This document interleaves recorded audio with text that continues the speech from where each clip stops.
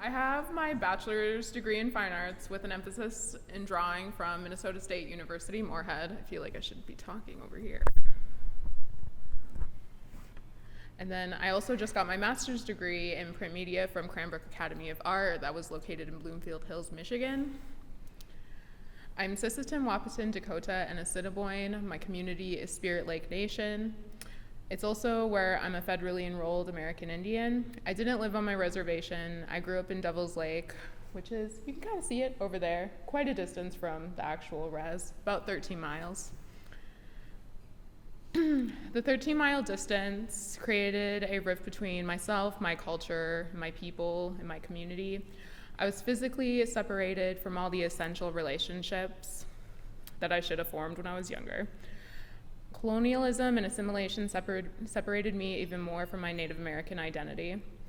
My practice acknowledges the estranged and complex relationship I have with my Native American culture and myself, essentially. My work, sorry, got lost here. I'm trying to reconnect to my culture in a way that feels authentic to me, essentially. And I'm also trying to explore the intersections of Native American ideologies and colonization. And here are some pieces that we're going to get into. This piece over here should have got a laser pointer. The title is Owinja Wanahi. It's a reduction relief print. It's in my Dakota language, the title. Owinja means quilt or blanket, and Wanahi means soul separated from the body, essentially a ghost. The other piece is a sculpture titled Indigenous Creature. I based it off the print.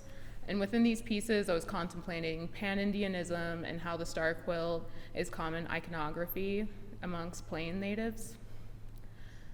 And I was also thinking about how assimilation policies resulted in cultural genocide.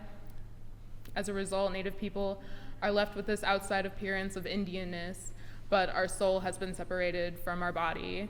We're ghosts, and that soul is kind of like culture in a way. And like as Native people, we're stripped from everything that made us Native. And I also am a bookmaker. I have a quote here: "We all have to walk in two worlds and succeed in both." That's a quote by Purcell Powless. He was a tribal chairman of the Oneida Nation of Wisconsin. I learned how to make books before I learned how to bead. I fused lazy stitch beading with bookmaking. My identity is always split up into two different contexts. One that fits into contemporary culture and one that recognizes my Native identity. These books are objects that represent the two worlds I must exist in at all times. And then I also make artist books. This is one of the artist books I recently made. The title is Home is Where the Buffalo Used to Be, and it's an edition of 5. This structure of the artist book was influenced by the migration of American bison and how that migration coincided with Plains Indian migration. The structure of the book can be altered and played with by viewers to portray different views of migration. My people followed the buffalo, and some stories say that the buffalo also followed us in return.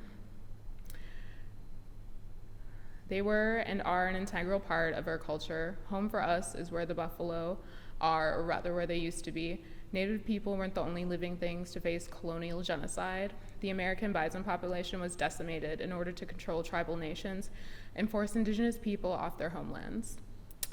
The buffalo no longer roam where they used to, and in a way, neither do Native people. And I have 2 of these books in the collections of St. Olaf College and the Walker Art Center. They're both located in Minnesota. I play with the imagery of the decapitated bison a lot. I use this separation from head and body as an allegory for death and blood quantum.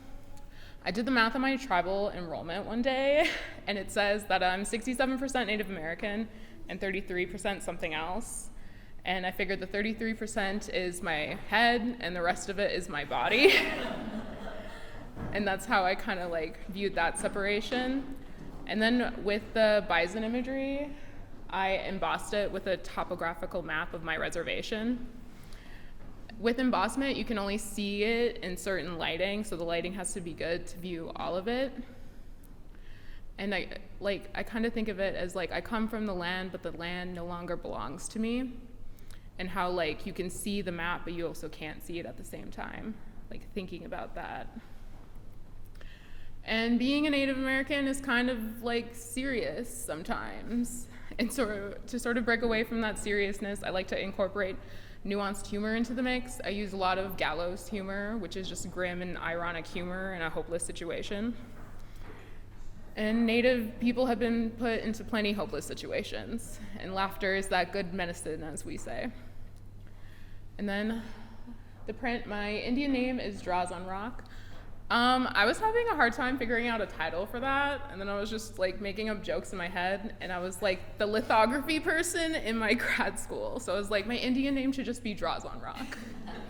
And if you know what litho is, you basically draw on limestone. And then, unless the price is right, so I do have like a land allotment that was received from my father after his passing. And then I was just thinking about how like oil money just plays a part into like Indian identity essentially, and how like I have mineral rights on those land and they have given me money for it. And it's like I'm against oil on Native nations, but also they give me money for it. And so it's like I do have a price when it comes down to it. So kind of criticizing and critiquing myself. And then this, I don't have a good picture of this, but this is me holding it on the rooftop of Chicago Printmakers Collaborative when I just finished it. This is an edition I created with the Chicago Printmakers Collaborative, where I was a Bloom resident this past August. The print is based off a photo of my older brother in the 90s and his Power Ranger costume on. The title, Dinosaur Oyate, or Young Warrior of Dinosaur Nation, and in the middle it says Dinosaur Oyate. It's a joke from the TV show Reservation Dogs. It's a good show, I recommend it. And then this is the photo it was based off of. And then I didn't know much about Power Rangers beforehand, but dinosaurs are in the mix somehow. So I'm like, Power Rangers is Dinosaur Nation, Dinosaur Oyate. And then I've recently started just like going through family photos and incorporating them with my work. Like these are screen prints that I recreated, and just like adding like pop culture references and funny titles, and some titles that are like seriously funny. And just like kind of playing with that. And then I also am a quilter. I started creating quilts in graduate school. One of my professors was a quilter too. We would talk about the significance of star quilts a lot, like in my previous print earlier when I showed it. And then one day she just told me, like, she's like, why don't you make quilts? And then I had that realization, like, why don't I make quilts? And so this was kind of a result of like how I started making quilts and making star quilts. And my grandma and my great-grandmother also made star quilts, and they're so well known for their craft too. And like there's a story that my great-grandmother, like she'd gift you a diamond and you'd make a perfect star quilt from that, and getting that is just so precious. And here are some other quilts that I've made. This is something I wrote when I'm thinking about like reconnecting with traditional materials in my culture. The greatest enemy to an Indian is our past. We had to turn our back on that past, if we had any chance of surviving. I felt I needed to escape my Indian ways in order to survive, to have a future. After all that effort to get away, I just ended up missing home and a part of myself. I want to remember tradition in the way that it feels right to me. Our elders say that ceremonies are the way we remember to remember. Growing up, I've had a distant relationship with the people and my culture. It's easy to lose yourself to assimilation.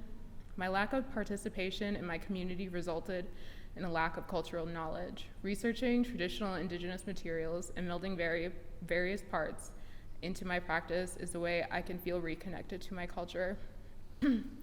When I'm creating, it feels like a ceremony. I'm making my way back home. And that's it. Thank you.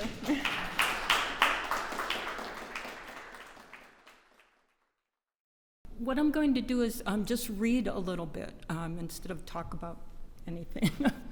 because I'm a writer and we like to write instead of talk. And the first thing I want to, I'm primarily a poet, but I have written books of poetics, literary nonfiction.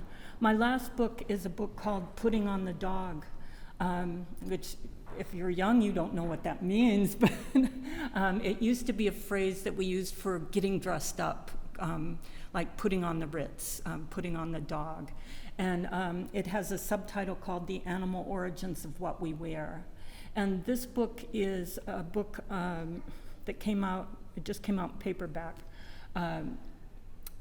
where I traveled all over investigating 6 primary materials that we get for our clothing from animals. So the first one was leather, wool, silk, pearls, feathers, which we always go, oh, we don't wear feathers, and then we look down at our down coat, and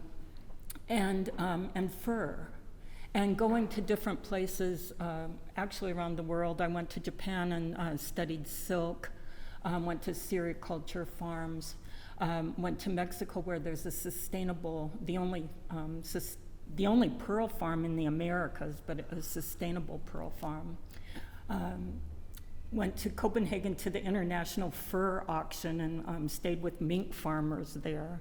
And it was really an eye-opener just to see, we think, oh, we're going to avoid all animal products in our clothes. And then what I realized was nothing's that simple, and or saying this is good or this is bad. I met amazing people who for generations had the skill sets of not only farming animals for different products, but also doing the work, the artisans that made the material and then made the clothing. So I just wanted to read a little bit from the introduction there. I'm gonna make sure I don't go over. Okay.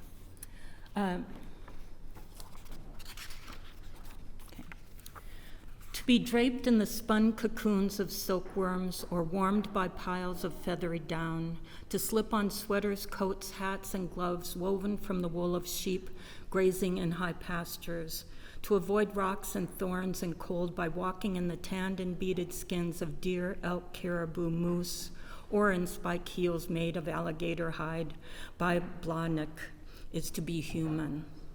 Though we may clothe our cats or dogs, Homo sapiens is the only species that makes its own clothing. According to the Oxford English Dictionary, clothe means 1, to put clothes on, 2, to provide someone with clothes, and 3, to endow with particular qualities, as in, you have been clothed with power from on high. Not included in these definitions, it seems to me, is a missing subject. Who is clothing whom? In many cases throughout human history, that subject is an animal. As well, between the noun clothing and the verb clothe lies a whole universe of animal-human relations, of processes and trade, of traditional use and modern industrialization, of indigenous notions of reciprocity and contemporary ideas of sustainability. In effect, what we wear represents one of our most profound engagements with the natural world. We are born naked, featherless and furless. Scientists speculate that we lost our body hair between 1 and 3 million years ago. Subtropical Africa, where the first anatomical modern humans evolved, was warm and mild, its temperatures hovering between 80 and 90 degrees, the optimal thermal range for unclothed humans. We were nonetheless vulnerable, our feet calloused but easily torn, our skin chapped by the wind and bitten by insects. Our first sunscreen may well have been animal fat mixed with red ochre. We may have painted or scarred our bodies in imitation of the stripes, spots, and colors of the beasts surrounding us. Yet, according to the archaeologists, the making of complex clothing, material that is cut and sewn to fit the body, is a surprisingly recent innovation, an event that occurred only in the last 100,000 years. Just going to read a little bit more from this. The animals were here when we arrived. They were our predators and our prey. They were also our teachers and our kin. As philosopher and ecologist David Abram writes in Becoming Animal, an Earthly Cosmology, we must have made the, quote, the animistic assumption common to countless indigenous cultures, but long banished from polite society, that human beings are closely kindred to other creatures and indeed have various other animals as our direct ancestors. Fire would not warm us once we left it. We saw, however, that the other animals with their heavy coats didn't die from the weather or even seem to suffer much from it. We followed them to water, we watched what they ate, and then tried it ourselves when we saw that they weren't poisoned. We fashioned beads out of their bones and perhaps painted whiskers onto our cheeks. Men in the Arctic Circle who wore walrus ivory labrettes pierced through their lips probably did so for the same reason that contemporary women wear pearls around their necks, to borrow some of the power, mystery, and color of the animal world around us. So that's kind of a piece of, that's my nonfiction side. But as I said, I'm primarily a poet, and so I'm just going to read a couple poems from, this was my third last book that came out, and it's called Pictograph, and this is actually a photograph from up on the Sun River. I spent about 5 years going to pictograph sites mostly in Montana, some in Wyoming. Worked with archaeologists who showed me, a lot of these places are shared with a small group of people because of vandalism and things like that. I like a project. And so these are all prose poems that are written from these different sites, but I thought I'd read from here because these are, some of these are from this area.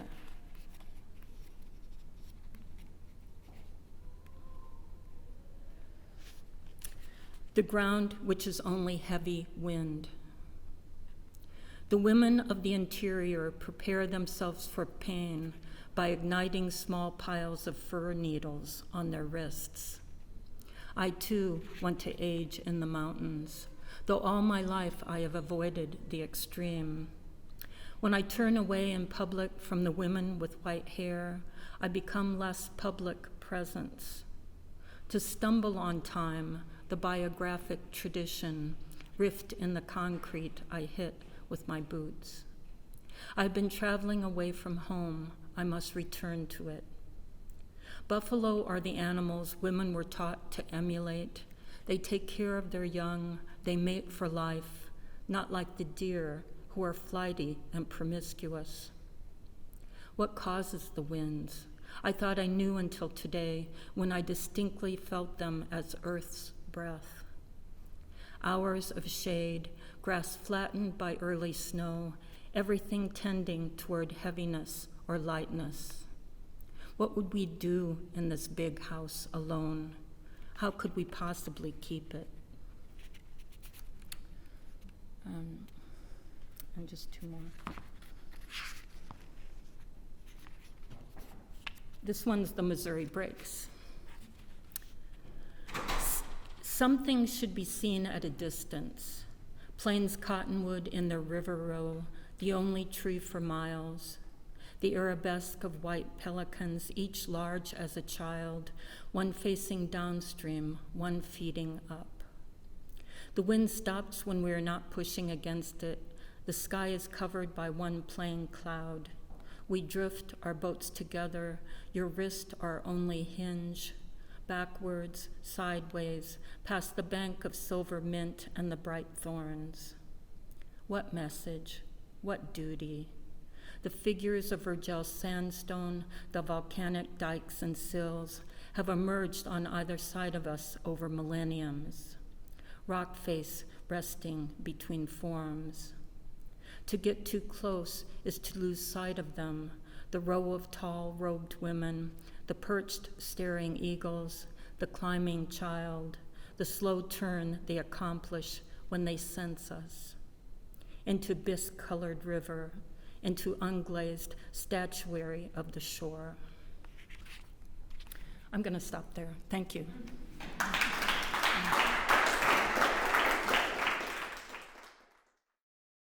I'm an image maker, and I try to think about different ways to make images. And if you can think about sticking your finger up and making a dot, just do that.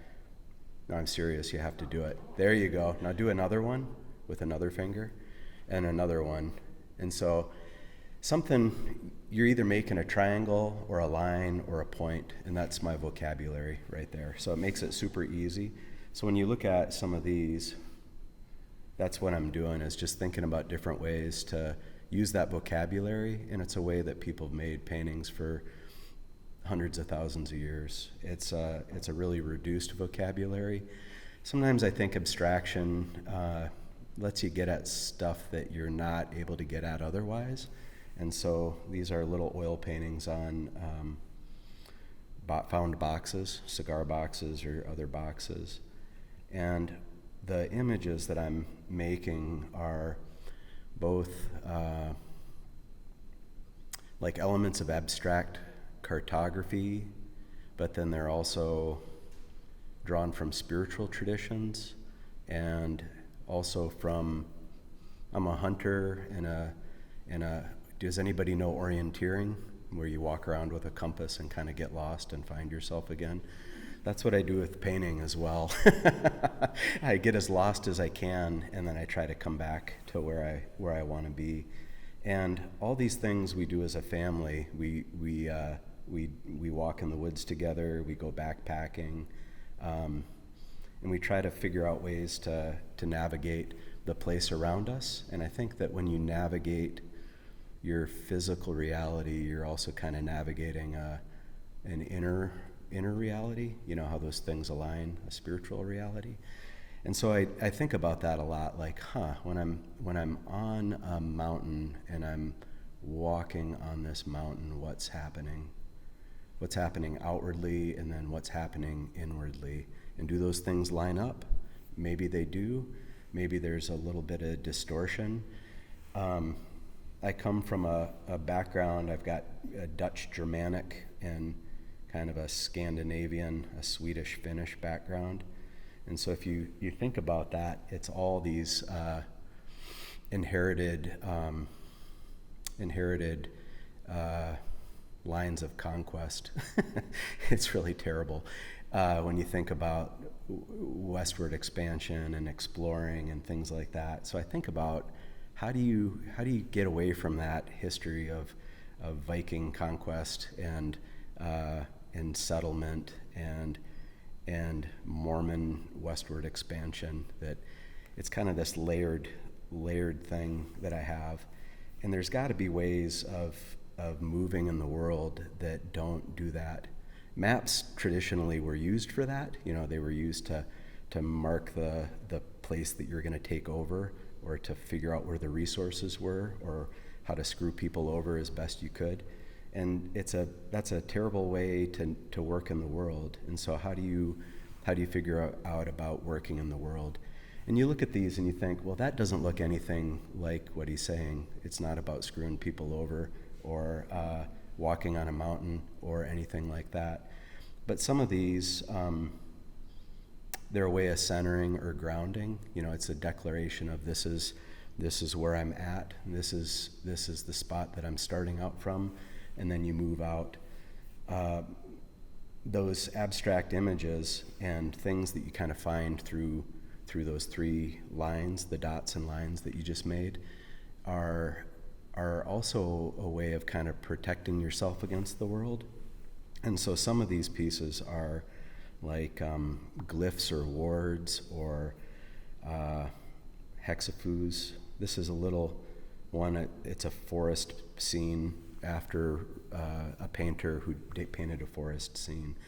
So I'm just trying to think about different ways to be in outside spaces and in inside spaces. A lot of these are older, I mean, within the last couple years. I tend to kind of, in there, the ones that you've seen so far are kind of on the small side. And then the grid, I think, the way that you mark space and delineate space and kind of move through, and so setting up grids and destroying grids is kind of a go-to, just as a way to figure out how to activate the space. This is a little one that's going to be in the open air auction in November 3rd, so I'm really excited. This is a little one called Black Darts. And then and this is kind of, I don't know if you can see this with the, oh yeah, you can see the whole thing. So this is kind of how I start making things, is I'll sit, like last night I was sitting in the hotel room thinking, oh my God, what the hell am I gonna do in this residency? This is so stressful, like there's so much pressure.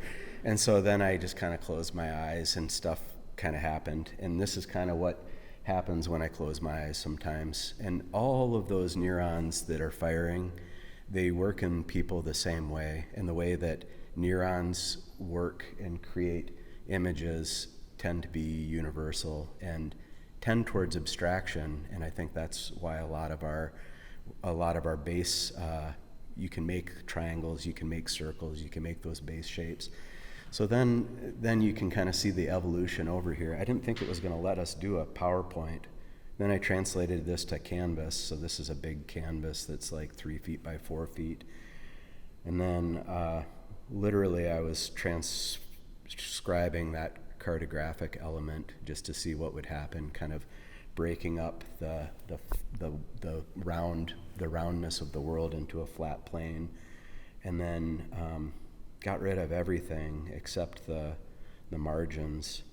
And then it started looking like a Scandinavian reckoning table, and there was these magical manuscripts that Icelanders and Norwegians used that would kind of mark your space and also create a table, which was a sheet of something that would do some sort of magic. I think image making is an act of magic, and there's the finished one in my messy studio, and you could kind of see I went from a negative to a positive reversal, and then kept everything that was kind of around the edge. So stuff, that's kind of how I move through paintings and just kind of think. And a lot of times I was using, this one is on a found drop cloth, just trying to use something that was already charged, the space, like a painter's cloth, and you think like, man, that's amazing. Look at that incredible description that's there, and working on it. And this is also about moving through mostly those big squares of land, thinking about hunting land, and when when everything's broken up into this grid of 1 mile by 1 mile. So that's really what I'm thinking about, is just all that different sort of stuff. There's a great, I don't like to quote Picasso. Uh-oh, now I'm in for it. I was going to show you the ones below, but you'd think, oh, here. See how clever I am?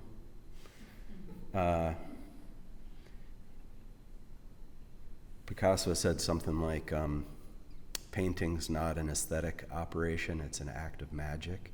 And we kind of transfer our thoughts and our desires onto it. And I thought, yeah, that's exactly what I like to think about.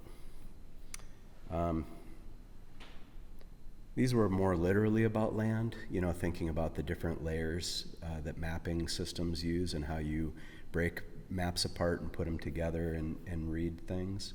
Also on a found drop cloth.